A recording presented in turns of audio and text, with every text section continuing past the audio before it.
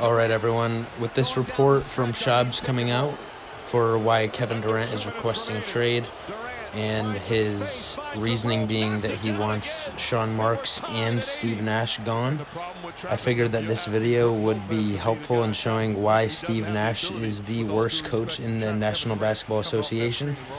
And it also will show a little bit about Sean Marks, although maybe that will be for another video. But we will see various times throughout these games where there's multiple guys in the lineup under 6'4", guarding 6'6", 6'7" wings, and we just have no rim protection at all. And that was absolutely the reason why we lost game one, along with what we will discuss more for both of these games, that being his inability and unwillingness to call all of his timeouts and to use all of his timeouts and to use them in key situations.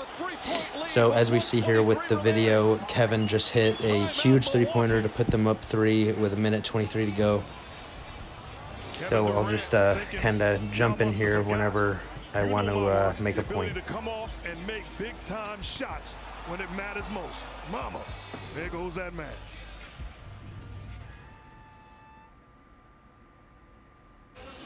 Kevin Durant, one of the all-time great NBA playoff performers, struggling through much of this game, was 6 of 18 through the first 3 quarters, but has 11 of his 30 here in the fourth, and that huge three-pointer gives the Nets their largest lead of the night.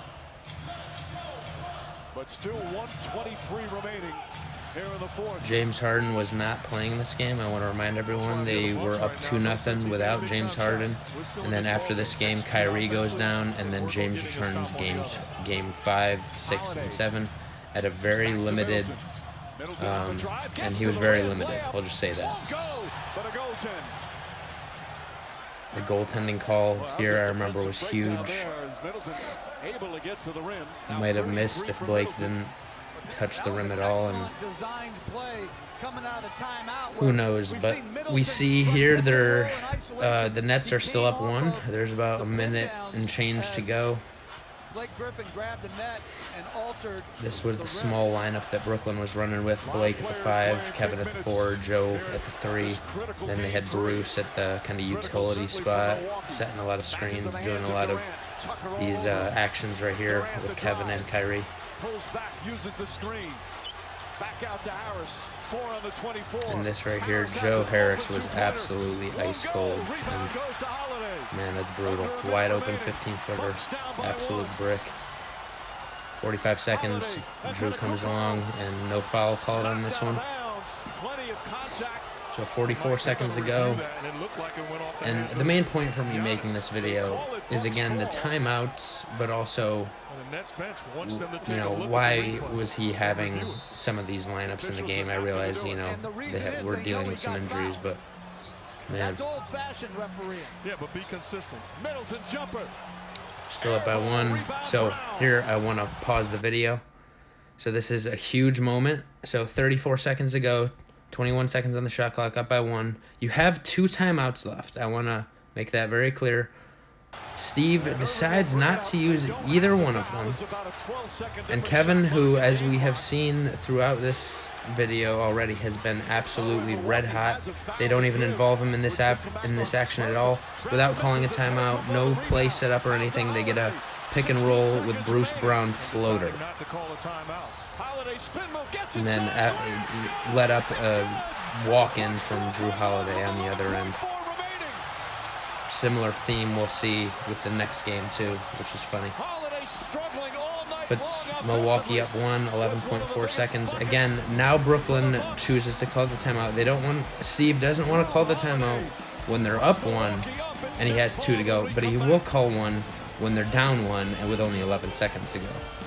So, what's the reasoning here? I guess the thought process is they'll try to go for a shot with 4 or 5 seconds to go, so they can maybe call another timeout if they get the rebound and foul.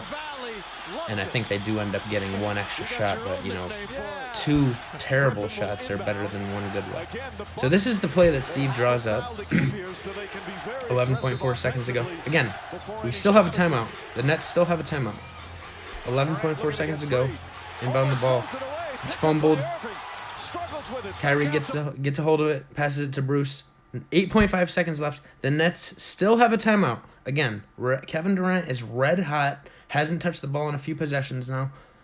84-83. They have a timeout. Again, this is the shot that they get. Again, this is coming out of a timeout. Brown, 8 seconds remaining. Brown to the rim. Layup, no good. That's what they settled for. Off to Antetokounmpo. And a foul. That's what Steve Nash wanted to say this timeout for getting. So they could have one more look with 3 seconds to go and end up bricking it. All right, now to the Celtics and Nets game 1 of this year. Very similar theme. Unwillingness to call a timeout. But this one with just some terrible lineup decisions. As we all know, they had, 4 guards with Kevin Durant playing essentially center minutes the majority of the game. Him or Bruce Brown were technically the center, but man, look at this spacing. This is with 50 seconds to go, 111 tie game. They just let Kyrie ISO. Kyrie's hot. Put him up by 3. 42 seconds. I think the obvious situation here is you want to give up a 2, but you don't want to give up one that early. Like not having Nicholas Claxton or someone down there to defend the rim. They have to hug way up because everyone on the Celtics could shoot. Leaves Goran Dragic. And here we have 39 seconds. This is a big key point. 39 seconds. They didn't call a timeout there. You notice they still have 2 timeouts, just like they did before. So they didn't call a timeout. They walked the ball up. They said, just let Kyrie ISO.